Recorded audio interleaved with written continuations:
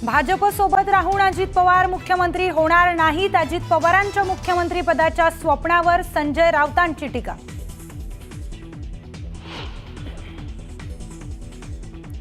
पुण्यात गौतम अदानींनी घेतली शरद पवारांची भेट। सायन्स अँड टेक्नॉलॉजी पार्क प्रकल्पाबाबत चर्चा झाल्याची सूत्रांची माहिती।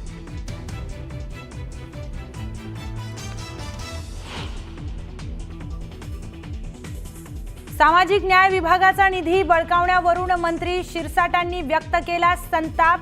मग खातं हवंच कशाला? निधीबाबत तातडीने मुख्यमंत्र्यांशी बोलणार असल्याचं केलं स्पष्ट।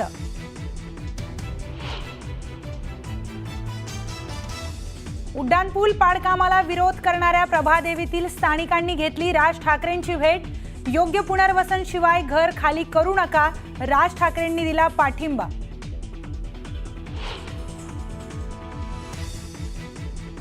शिर्डीचं साई मंदिर पाईप बॉम्बने उडवून देण्याच्या धमकीचा मेल।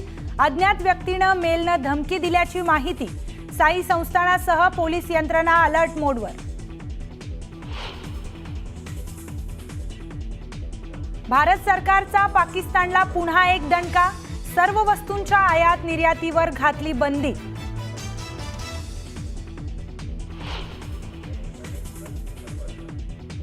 पहलगाम हल्ल्यानंतरही पाकिस्तानची मस्ती कमी होईना।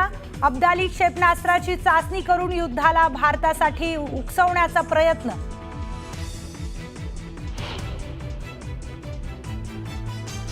पहलगाम दहशतवादी हल्ल्यात पाकच्या ISI आणि लष्करानं मदत केल्याचे धागेदोरे आले समोर। दहशतवाद्यांना मदत करणाऱ्या 20 ओव्हरग्राऊंड वर्कर्सची ओळख।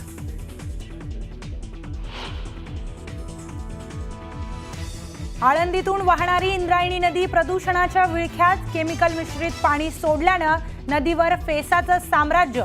वारकऱ्यांनी व्यक्त केला संताप।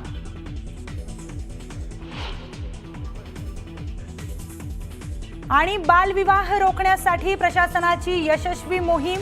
अक्षय तृतीयेच्या मुहूर्तावर 29 बालविवाह थांबवण्यात महिला बाल कल्याण विभागाला यश।